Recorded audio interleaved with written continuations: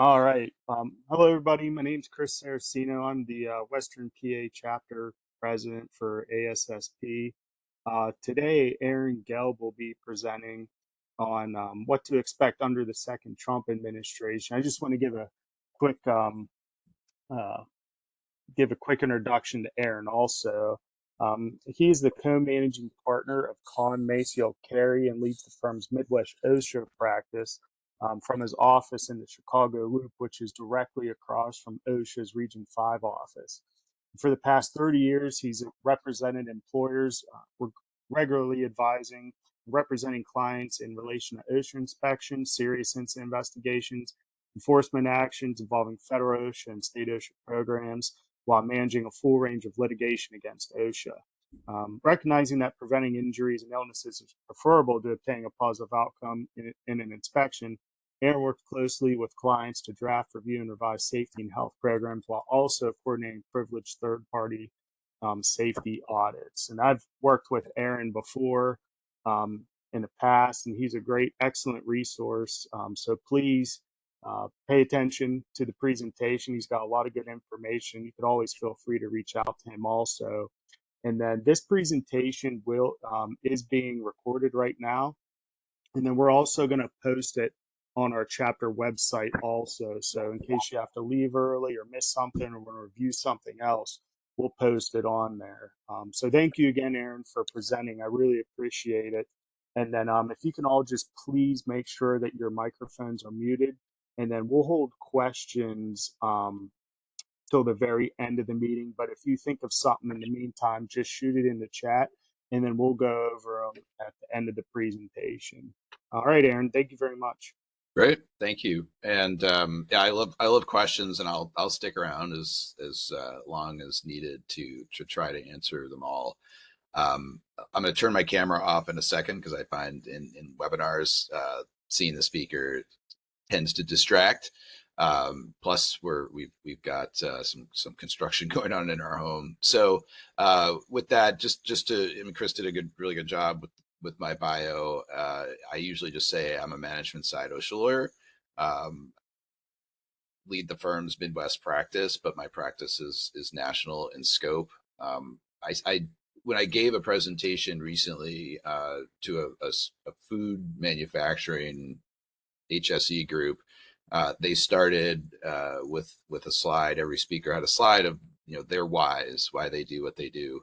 And so I don't have it in this deck, but I created one, and it's got my family, but then it also has in the center a picture of a spiral ambient cooler. And a lot of people kind of ask, well, what's the point of that? Why is that in there? And it's in there because I worked on a decapitation fatality case involving a piece of equipment like that. And I found when I've gone into a whole host of other employers with similar equipment, they had a similar series of issues, or none of them guarded the underside of this piece of equipment. And it's just kind of indicative of part of what we try to do at our firm is we're not a firm that settles and then moves on. We work, as Chris said, very closely with our clients, trying to help them improve their settlement or their safety and health programs, their policies, their procedures, ideally so they don't need us again in the future. So that's kind of a little bit about how we practice. So I'm going to go ahead and shut my camera off, and we'll get going with the presentation. We've got a lot to cover. I'm sure I don't need to tell anybody who's on this program as a safety professional or someone who's interested in safety, or simply someone who watches the news, that there is a lot going on in Washington, D.C., and that to an extent has a cascading effect throughout the states. Certainly in the state plans, certain state plans, California, Oregon, Washington, Nevada, and a handful of others that are kind of picking up the slack, so to speak, if Fed OSHA is less aggressive. But what I like to do, or what we're going to try to do, is begin with a brief recap of what we saw at OSHA last year and during the Biden administration. Do a little bit of forecasting about what we expect to see during a second Trump administration, as well as what we already are seeing. And there has been a fair amount of activity. Certainly, I think, not to bury the lead, and no spoilers here, but DOL, Department of Labor, is not a prime target for deregulation like other agencies. It's not the EPA, it's not the Department of Justice, it's not even the Department of Education, where secretaries are appointed with an eye towards significant deregulation. I think part of that, and this is not a secret, that candidate Trump courted the labor vote. He got more labor support than he did during the first two or the prior two elections, and then did more than many Republicans get. So you'll see, and as we go through some of the folks that have been appointed, it's a little bit of a different individual than, say, Lee Zeldin at EPA or Linda McMahon at Education. We'll talk at the end a little bit about state plans, and again, we do a lot of, basically all we do here is OSHA. We've got about 25 lawyers spread out across the country in several different offices. So we have lots of connections and lots of folks that we talk to. I've been having kind of off the record conversations with regional administrators and area directors. So I think you'll get about as informed a perspective as possible. But again, we don't know it all, of course. We don't see it all. So happy to take questions and comments. So with that, as far as enforcement recap, and if you do participate in our free webinar series, and I think there's a slide at the end that gives you some information if you want to sign up, you've probably seen a version of this slide before. Every year we update this information, and as you can see, the number of inspections last year were the highest level in about a decade. Slow and kind of steady increase during the 4 years of the Biden administration. Not a surprise, right? That the inspections were so low in 2020. We were in the middle of the beginning of a pandemic. OSHA was, as you probably may remember, for a good number of months, unless there was a fatality, OSHA was doing either not going out either into workplaces or very limited entries. So not many inspections, or a good number of inspections were COVID related. And then as we slowly came out of COVID and everything opened up, OSHA began doing more inspections, stopped conducting the COVID risk assessments at the start of an inspection. But the other reason that those numbers increased was simply a matter of headcount. OSHA had reached pretty low, if not historically the lowest level of compliance officers at the end of the Trump administration. There are multiple hiring freezes, and the Biden OSHA made a significant point of replenishing those ranks. I think we saw about a year or two ago that almost 50% of the compliance officers had been with the agency for less than 2 years. So you have a lot of inexperienced new compliance officers. Many of them are still there, and certainly a good number. I'm asking after people and get responses from area directors or assistant ADs that so and so took the buyout. He or she has left. So a number of compliance officers, a number of folks in the national office have moved on. So I think we're seeing headcount go down again, which likely means inspections are going to go down to some extent. How much remains to be seen. I assume you all also know that the penalty amounts now increase every year in January, tied to the cost of living or inflation. And there was the big catch-up increase back in 2016, where fines increased a large amount over the historical level at which they have been frozen for a number of years, and now going up every year.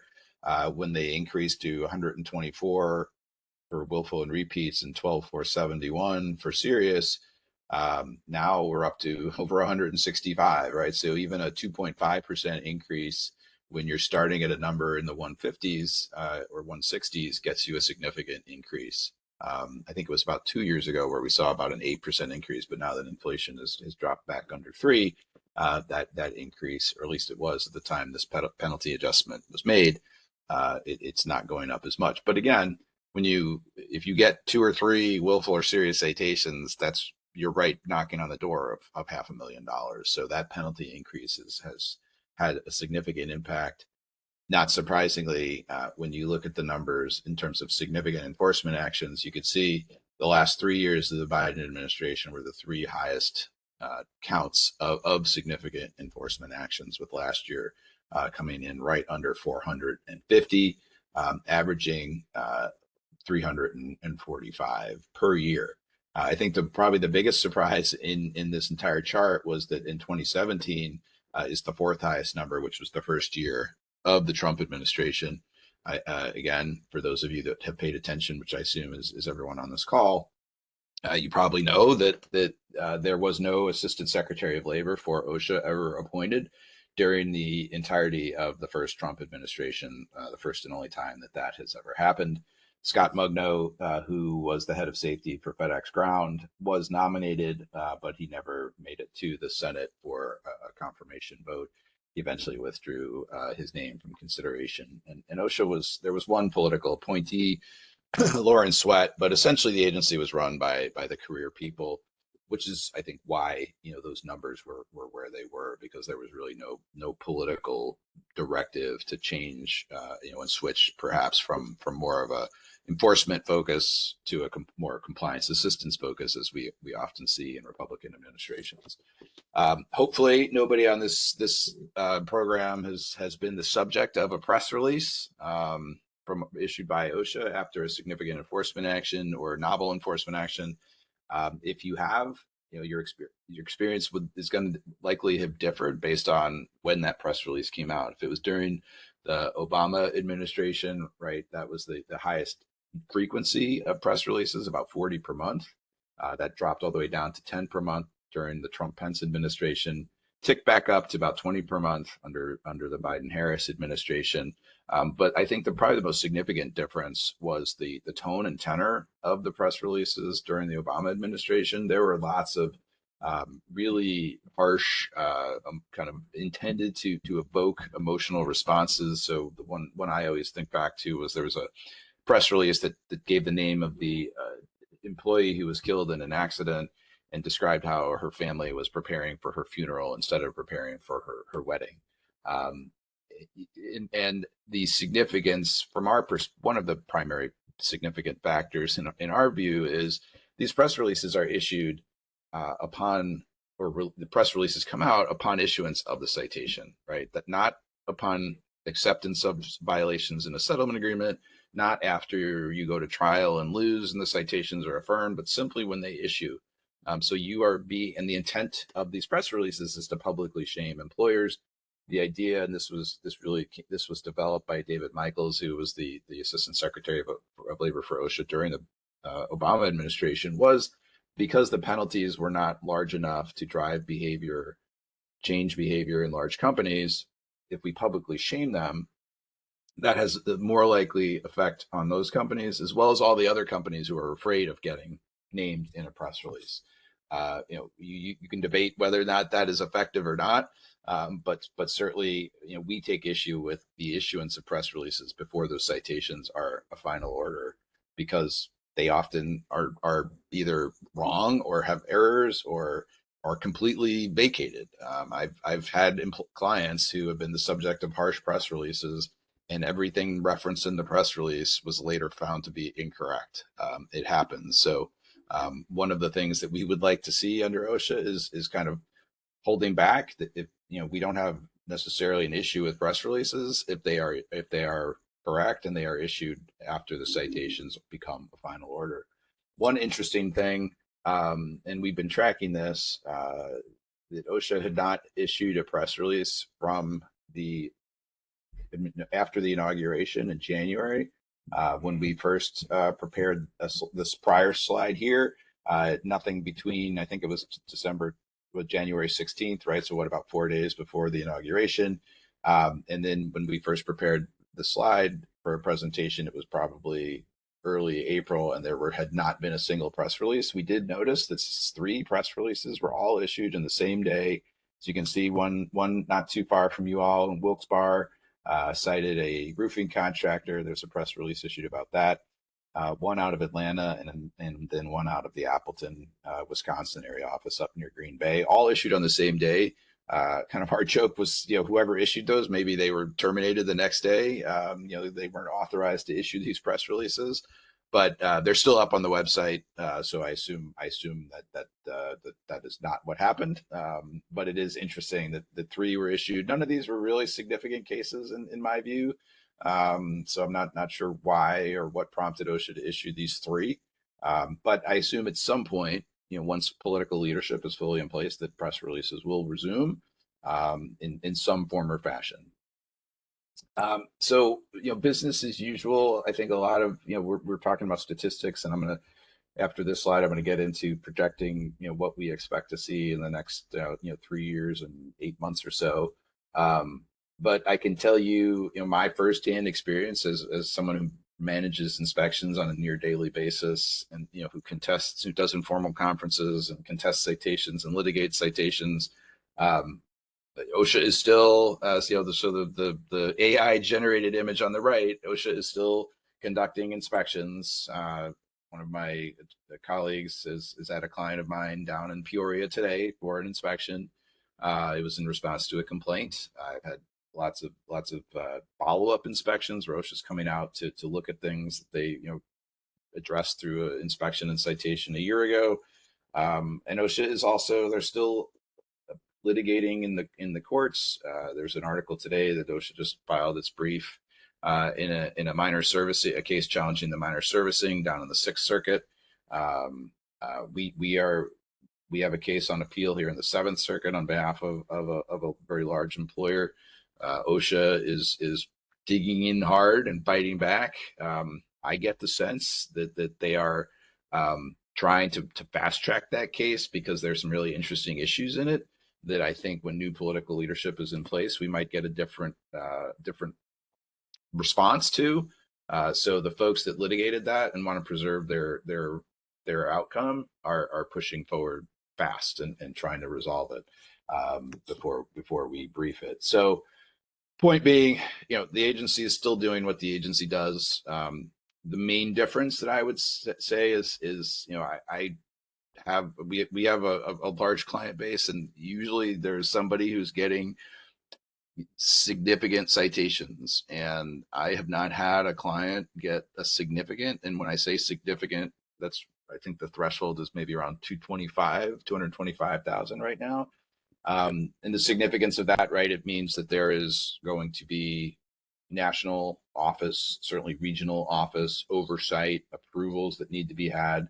So I had a workplace violence case here in the Chicagoland region that would have required approval at the national office to issue a citation. It might have, it probably was a close call, but I think in certainly 2 years ago they would have issued a citation. I think that there was just a desire not to stick your head out of the whack-a-mole, the mole to stick its head out of the ground and get whacked, and so they issued a hazard alert letter instead. And the only case that we've had in the last 4 months in which citations were over six figures. There were two inspections of an excavator or excavating company. One was 160,000, the other was 120,000. This was a company that the violations in the history were not too different than another excavating company that we represent that got fined almost $2 million.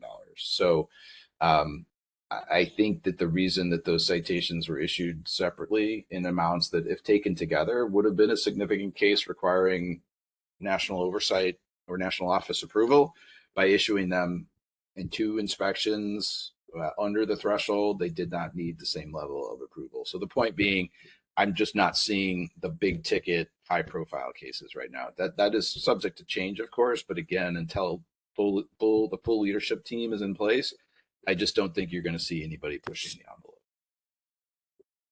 All right, so what do we expect? There's a lot that we're watching, a lot that has already happened. So I'm going to try to break it down and kind of first orient to some of the important developments and contrasts with prior administrations, right? So I already talked about the column on the left that the first Trump administration was the only time that there was not an assistant secretary for OSHA in place.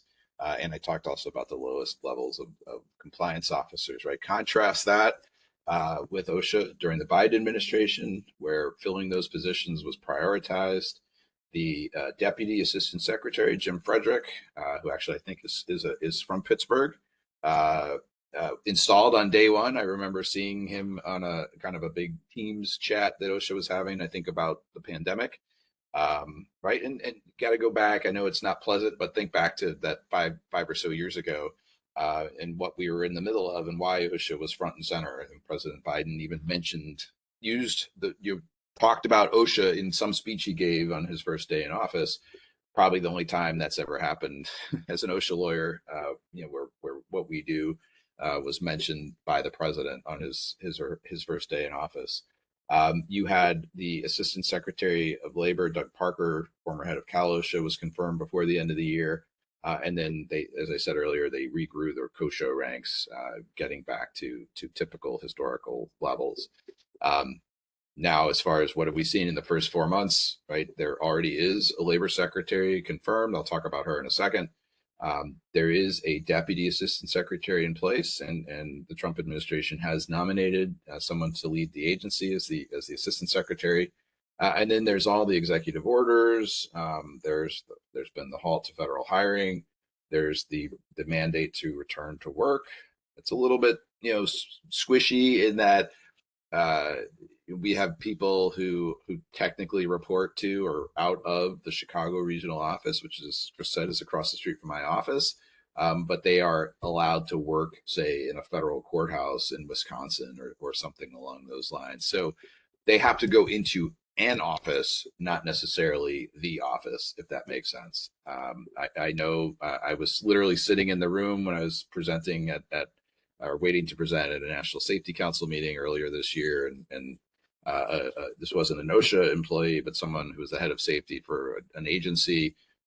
Literally the fork in the road email popped it up in her inbox while we were sitting there, and she's, this is the fourth or fifth one of these I got. So I think those have stopped, but a number of people have taken that fork and taken the package and left.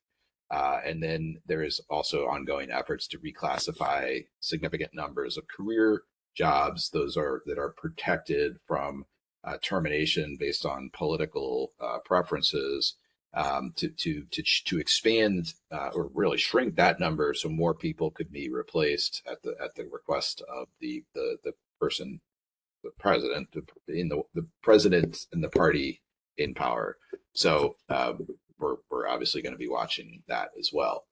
I often talk about OSHA's budget as a roller coaster, right? It kind of slowly goes up. Here in Illinois, the Screaming Eagle at Six Flags, then it shoots down. So it reached pretty low levels during the first Trump administration. Although again, increased, got more money was allocated, obviously, due to COVID, and then significant higher numbers during the last couple of years of the Biden administration.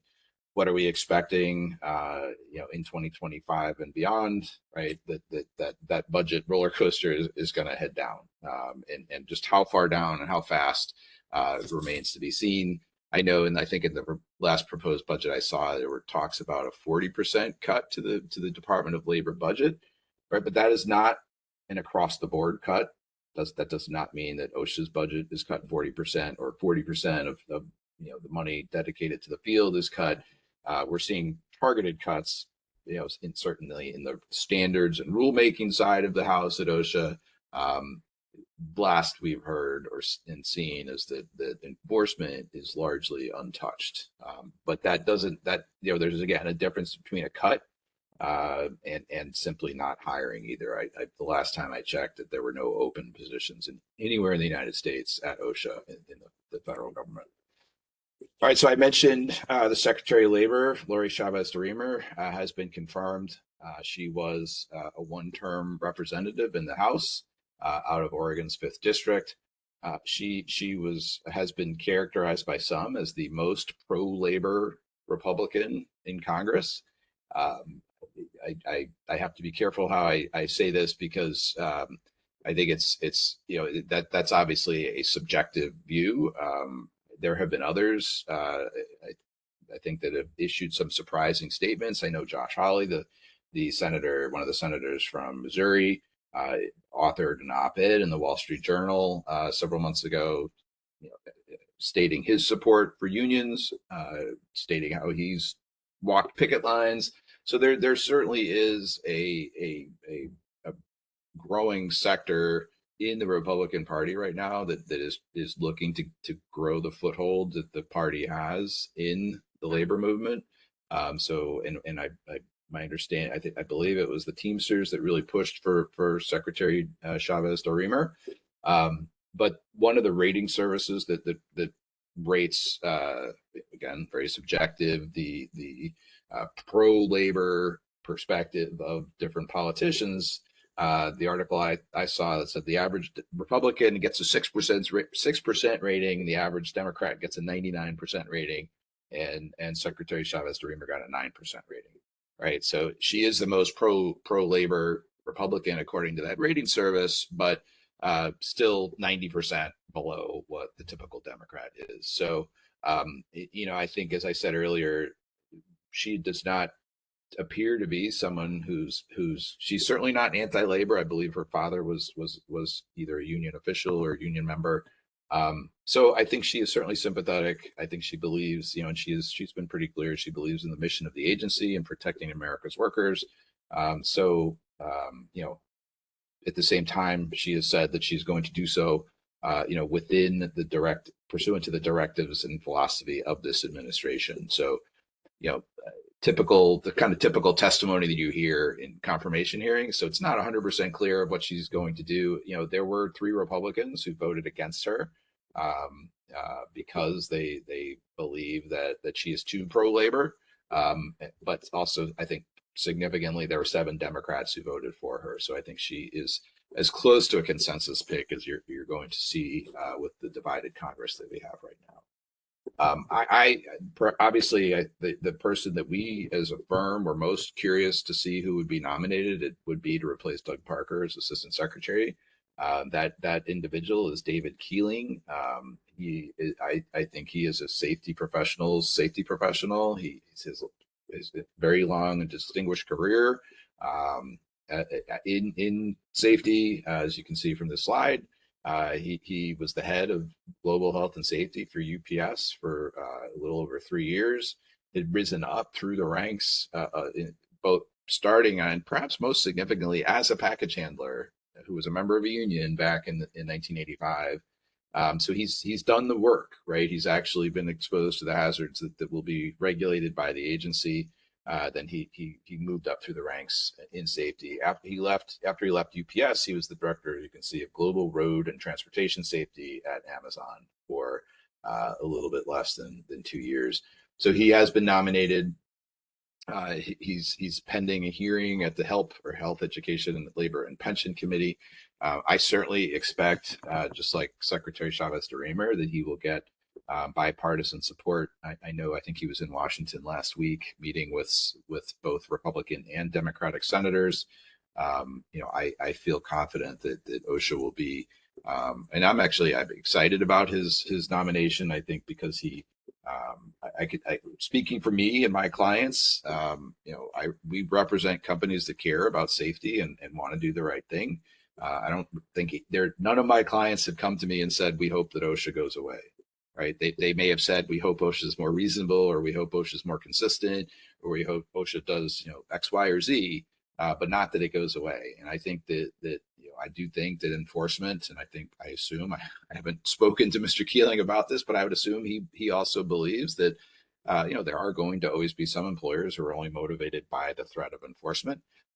So OSHA will continue to do enforcement, but I'm hopeful that they will be, again, a little bit more consistent, perhaps, a little bit less likely to, if they come in and you've got a great, they come in to do an inspection of your lockout tagout program pursuant to the National Emphasis Program on amputations, and they find that you have fantastic lockout program, great procedures and training, you're doing your periodic inspections, but they see a missing knockout panel on a junction box and they issue a $15,000 citation.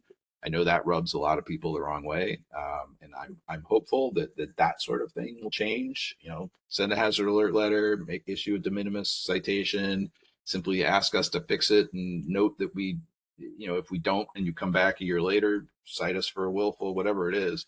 But I'm hopeful to see the agency be a little bit less punitive for the things that that aren't the sticky things, the stuff that's going to kill you, focusing on the really significant hazards. But that's just my editorial comments. So beyond those, so one confirmation, one nomination. There are a number of other nominations. A little bit of a game of musical chairs right now at both at Department of Labor, then within OSHA, as well as OSHRC, which is the Occupational Safety and Health Review Commission. I know it sounds similar to OSHA. It is a separate agency.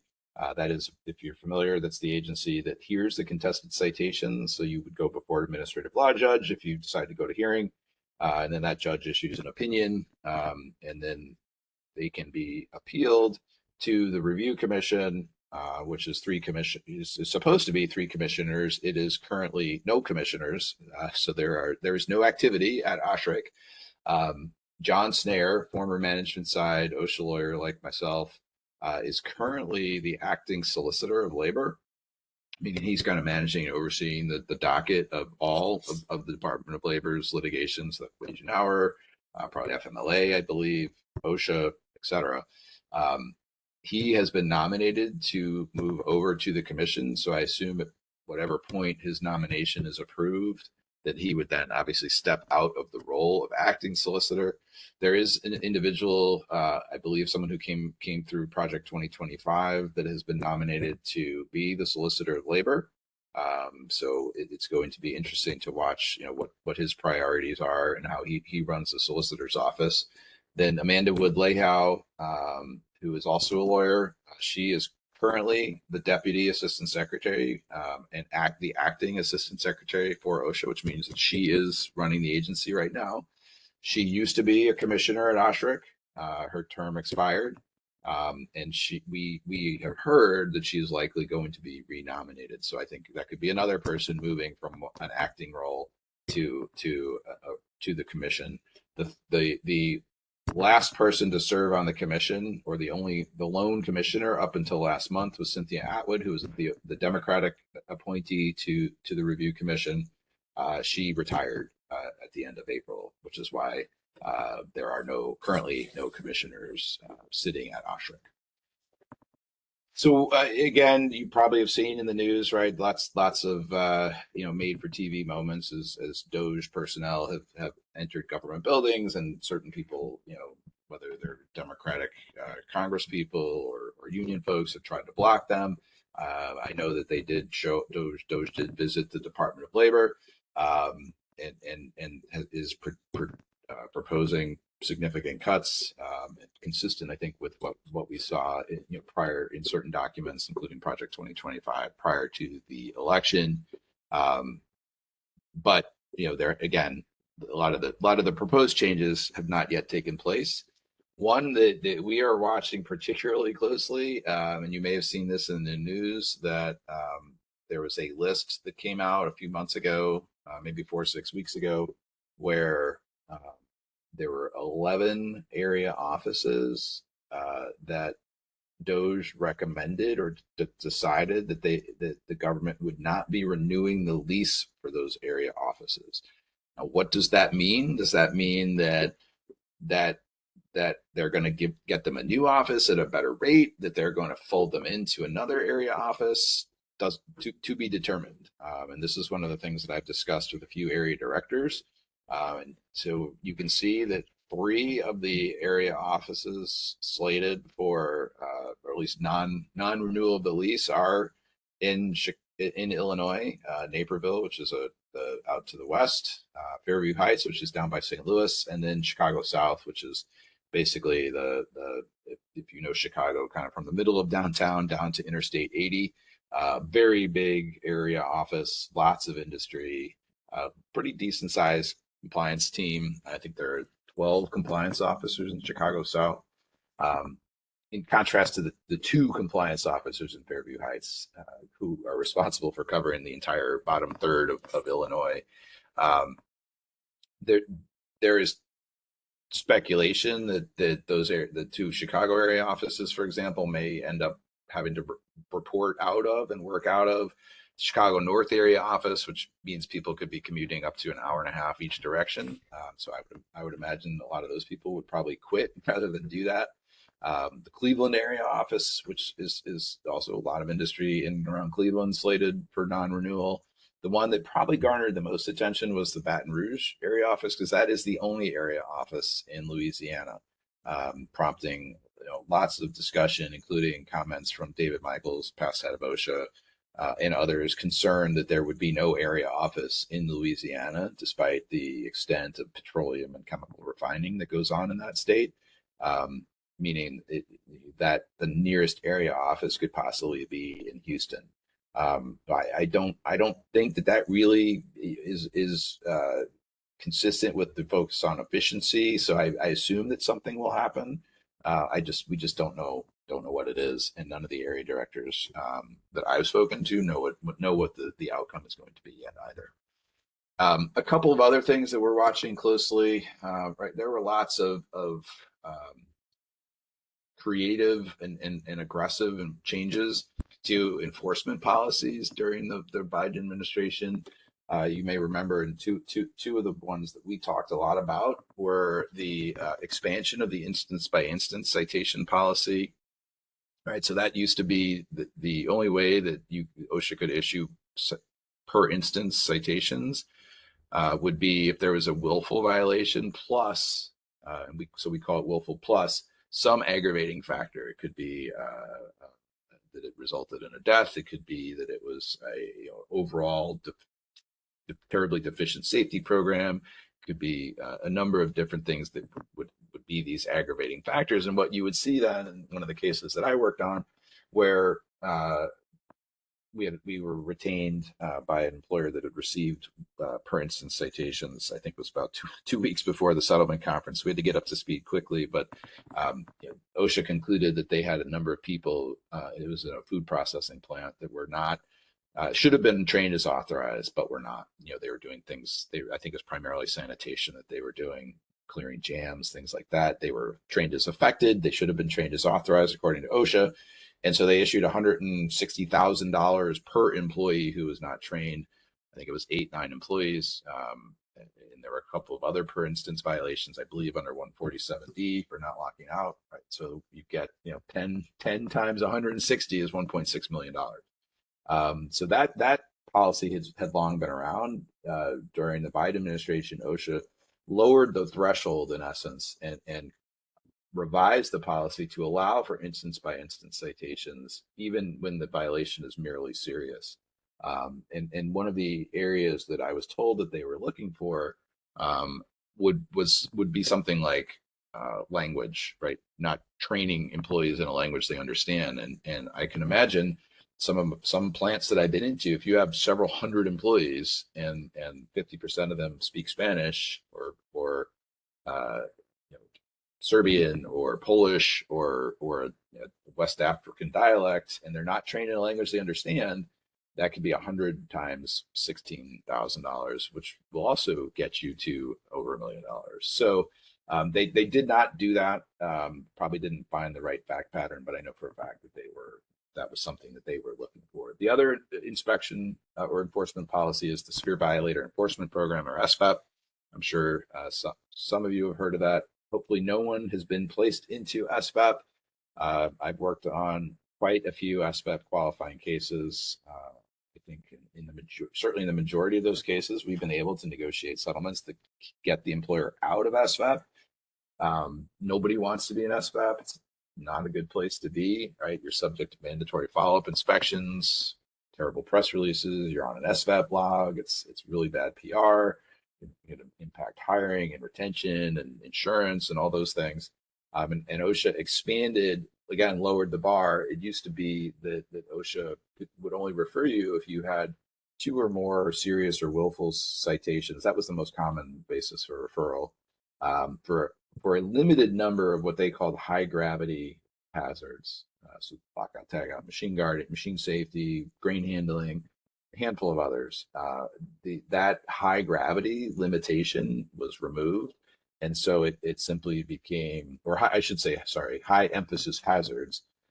So that limitation of it having to relate to a high emphasis hazard was removed, and the bar was lowered to any two or more willful repeat failure to abate citations of high gravity hazards. And a high gravity hazard just means that it's the potential for serious injury is high, and the exposure or probability is high. And so if a decent number of employees are exposed to that hazard, you're going to meet that threshold. And you can see here on the slide that after that change was made, the number of referrals increased dramatically from 79, 85, 69, 81 to 287 and 266. So I would expect, I think I should say our firm leadership expects that SFEP that SFEP may go away, or if it remains, that it will likely be scaled back. Similarly, there's I think a chance that the per instance citation policy may revert back to what it was, but not necessarily, right? Lots of times things change and they don't go back. So we'll be watching those things closely. OSHA is still engaged very much so in what we call proactive enforcement targeting, which is simply means they have programmed inspections, and about a little over half of all inspections were programmed inspections. And if you're not sure what that means, uh, you're I'm sure all familiar with referrals, inspections that are opened in response to a complaint, that are open in response, obviously, to a reported fatality or injury. Plain view inspections, where OSHA's driving down the road and they see roofers who aren't tied off, or trench that's not shored up. Programs are there are national emphasis programs. So this slide shows a number of the major NEPs, so combustible dust. You got your site specific targeting program, which is based on your overall injury and illness rates. Amputations or hazardous machinery NEP. The heat illness NEP, which, if you didn't know, was recently extended. It was supposed to end last month in April 25. It was extended after President Trump took office to April of 26. So OSHA is still going to, and I see on their website, they are still opening heat related inspections. Then there's primary metals, lead, silica. There's the relatively new fall national emphasis program. There's the trenching excavations NEP. There's the warehousing NEP. And then there's a whole host of regional and local emphasis programs. And it's important to understand that those are created based on data and analytics. So OSHA determines, and some of it is driven simply by the regional administrator and his or her priorities. So the Kansas City region last year expanded their regional emphasis program, grain handling regional emphasis program. It covered Kansas and Nebraska, but not Missouri. It now covers Missouri. Here in the Chicago region, we have lots of food manufacturing. That is a point of emphasis for the regional administrator here. And so several years ago, OSHA launched first a local emphasis program in Wisconsin focused on food manufacturing. It then expanded to Illinois and Ohio, the other two federal OSHA states in the Chicago region, and then became a regional emphasis program. And so those programs spell out the scope, what OSHA is going to be looking at, how they're going to conduct those inspections. If you're not sure what you're covered under, you can go to OSHA's website. Every emphasis program has a directive that lists the NAICS code of the industries subject to it. And so if you're subject to it, that means that OSHA is going to be, each area office is going to be generating random lists of all the employers in that NAICS code in their jurisdiction, and then they're going to go down that list inspecting those folks. So you could have no reported injuries, even nothing on your log, no complaints, and they can and still will inspect you. The other thing that they do is if they come out for one reason and they see that you're covered by another emphasis program, they'll expand to cover those things too. So I've had clients that they come out for an injury and they say, oh, here in Chicago, we've got a forklift emphasis program. So we're going to look at your forklift program. We've got a noise emphasis program. So we're going to do noise monitoring, and it gets them, it's not a wall to wall, but it gets them expanded access. As far as the Philadelphia region, which encompasses obviously all of Pennsylvania, this is a list of the current regional and local emphasis programs. So logging in West Virginia, health hazards and metal fabrication, which is NAICS codes 332, and then subcategories demolition and gut rehabbing. There's one for maritime inspections. A couple of these duplicate the national emphasis program, so falls and warehousing. There is a high level noise hazard emphasis program, oil and gas servicing, and tree trimming. Interestingly, there's no forklift local or regional emphasis program. I think Philadelphia is one of the few regions that does not have one. Almost every other region has one. So that simply means that they can't, simply because you have forklifts, they can't necessarily expand into your forklift program. They would have to have some evidence of a hazard to do that. Whereas here in Chicago, they see a forklift, the emphasis program essentially enables them to expand their inspection. All right, so that's kind of the enforcement side of the house. As far as rulemaking, if you're a real OSHA nerd and you keep track of rulemaking, you almost certainly know that the Biden administration got as far as possible on the heat illness rulemaking. They didn't quite finish it. They did the draft or the proposed rule was released. The comment period was extended and ended in mid-January, so comments are in. Our firm represented a coalition of employers that submitted comments on an anonymous basis. Probably the most surprising thing is that there is essentially testimony hearings scheduled for, I believe it is June. We expected that would be canceled, but it is going ahead. So we're very curious to see what happens. There's some thought that the rulemaking may actually proceed, but I would be shocked to see the rule as currently written go into effect. We think it's probably more likely that they may, I don't know that it's go back to the drawing board. They may significantly cut things from the rule.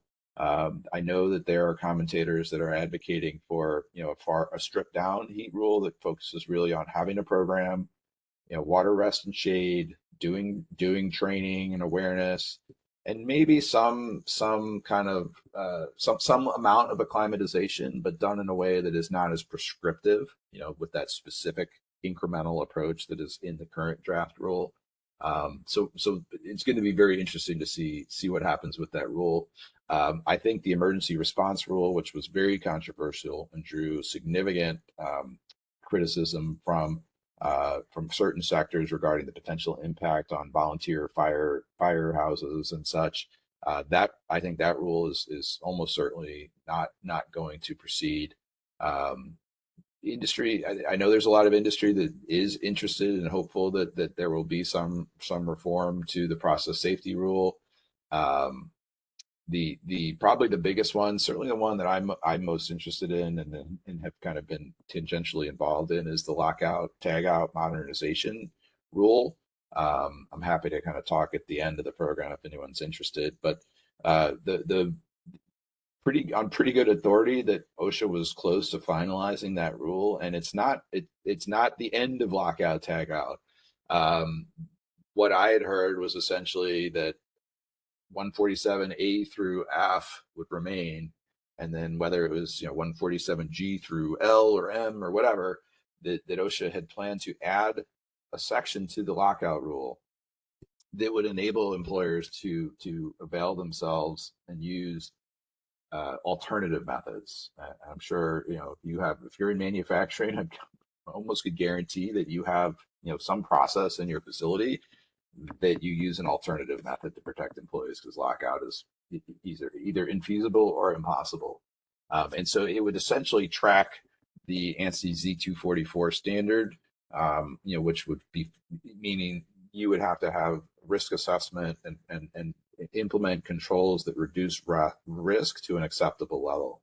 And our understanding is that rather than have the compliance officer figure out what you should be doing, employers would essentially be electing, for each type of servicing and maintenance, either we're locking out for this or we're using alternative methods for this. And if you're going to choose the alternative method path, then you would have to go through the risk assessment process, document it, et cetera. I don't know what the particulars would be, but that is what we had heard. And we certainly, I think, anticipate being retained by one or more clients to continue to advocate for that change, because I know that industry wants and needs that flexibility. Some final rules that did go into effect that we're watching pretty closely, right? The worker walk around rule. There was a lot of discussion about that. I have not personally had any clients call me with some random third party who was proposed to participate in the inspection. Not saying it hasn't happened, just not hasn't happened as I think some people expected. There are lots of folks that expect that rule to go away. You may know that there was an interpretation that was issued during the Obama administration that was then rescinded during the Trump administration. And then during the Biden administration, rather than going the LOI route, they actually went with changing the rule. That rule is currently facing a challenge in court, I believe down in district court in Texas. It's possible that the administration will rescind the rule, or it's possible they simply may abandon their defense of the rule, which is similar to what Chris and I were just talking at the start about Tosca and the methylene chloride, that the EPA is abandoning defense of two issues in that case. We also are expecting the e-record keeping rule, so the requirements of what you need to upload into the portal to possibly go back to what it was during the first Trump administration. Watching, there's the hazard communication update, and then there is the PPE in construction rule, which essentially is the revised rule that requires you to provide PPE that fits the wearer. It's really primarily focused on women, and the fact that women may be different sizes in many cases than men, but it also applies to people that are taller, shorter, heavier, lighter than average, to make sure that they all have PPE that fits. There were a few commentators that objected to that rule.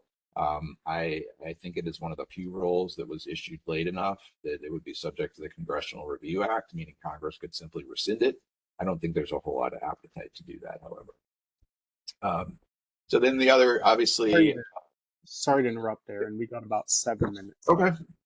Yeah, and that's a perfect. It's a good time to kind of speed it up. I think this is more the real kind of hard to predict things. The similar executive orders that we saw during the first Trump administration, as far as you may remember, I believe they started during the first Trump administration with a 2-for-1 requirement. So every new rule or regulation would require the rescission or removal of 2, and I think then they may have expanded it to 3. They're taking a far more aggressive approach, and now it's 10-to-1. I've heard that it doesn't necessarily mean 10 standards. It could potentially be 10 guidance documents, 10 enforcement policies. I haven't seen that in writing, but I've heard that there is that interpretation floating around there. So it remains to be seen how effective or how successful those efforts will be. Then there was another executive order issued in February that essentially provided guidance to how to evaluate rules. So they're looking for rules that are unconstitutional or raise constitutional difficulties, that are based on an unlawful delegation of legislative power to the executive branch, to an agency. So you may have seen there was a case last year that went up to the Supreme Court. The court declined to hear it, but Clarence Thomas dissented from that decision to deny cert. And the question in that case was, did Congress have the authority to delegate, or could it delegate the authority to enforce workplace safety to an agency like OSHA? And Justice Thomas said in his dissent to the denial of cert that he believes essentially that OSHA is the most unconstitutional agency in the entire United States. So that could be a basis for attacking some or all of the regulations that OSHA enforces. Is the regulation based on the action based on anything other than the best reading of the statute? That's something that came out of that line of Supreme Court cases last year, and the change in the approach to deference that the courts must show to agencies. Does it impose an undue burden on small business? Does it impede entrepreneurship?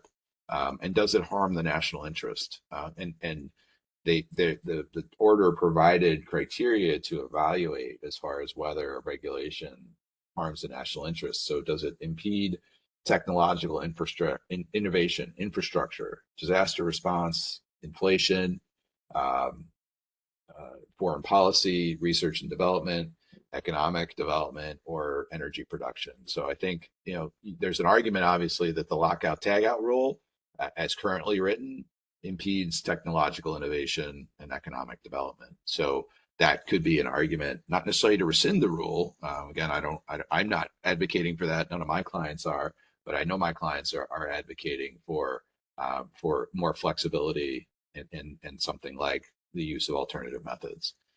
There was a letter issued by the Republican-controlled Committee on Education and Workforce in the House.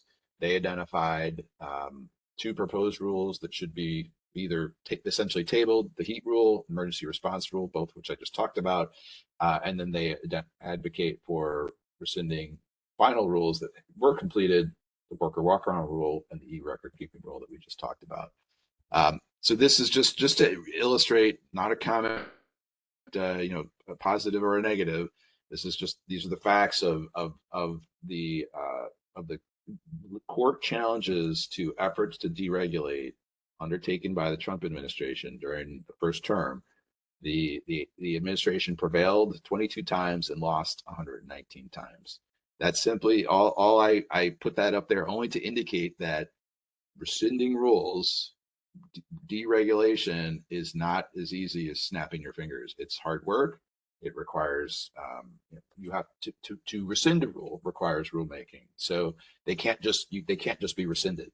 And I think these numbers just reflect that there are lots of interested parties on both sides, and there's going to be litigation, and the courts are going to have a say, and that can certainly slow down and impede those efforts, for good or bad, depending on your perspective. Again, I make no comment.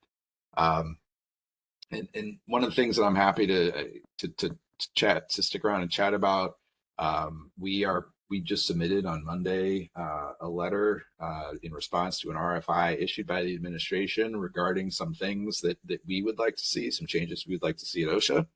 I haven't seen the final letter. I submitted the section on periodic inspections. We're essentially proposing or recommending, instead of you having to do an annual inspection of every single lockout procedure, we're recommending to switch to more of a management of change approach, where you would only have to do periodic inspections of those procedures where there are changed circumstances. The changes that we were considering were things like revisions to the lockout standard, the use of HOP principles to expand the employee action, unavoidable employee action or misconduct defense, to allow you to essentially avoid citations by doing things other than simply just disciplining employees. Changes to SVAP, et cetera. Perhaps electronic issuance of citations, so you don't have to worry about who got the mail and when did they sign for it. Perhaps more than 4 hours to produce your logs, more than 15 days to settle, or government working days to settle or contest a citation. Perhaps some clarity as far as when you need to report things to OSHA. And then, as I said earlier, we're watching the state plans closely. There's lots of activity in certain state plans. Again, Washington, Oregon, some big changes in Michigan. Nevada's been very aggressive lately. Virginia's been pretty aggressive lately. So there's a fair amount of activity. And then the last thing that we're seeing is that there are some states that are Fed OSHA states that are proposing safety rules that in areas where OSHA does not have a regulation. So Illinois cannot, or Pennsylvania cannot, issue a lockout rule because there's a federal lockout standard. But as long as there's no heat illness standard, as long as there's no workplace violence standard, those states can, and some are, proposing legislation. Illinois, just the legislature proposed a really draconian, harsh minimum and maximum temperature rule that would allow for $5,000 per employee per day fines. So let that sink in, and what those fines could look like if you have a large workforce. And there's even talk that some states like New York, Illinois, possibly I could see, Pennsylvania, Massachusetts, that are that are at least considering switching from a Fed OSHA to a state plan if they don't like what they see happening at OSHA. So lots of potential activity that we're monitoring as well.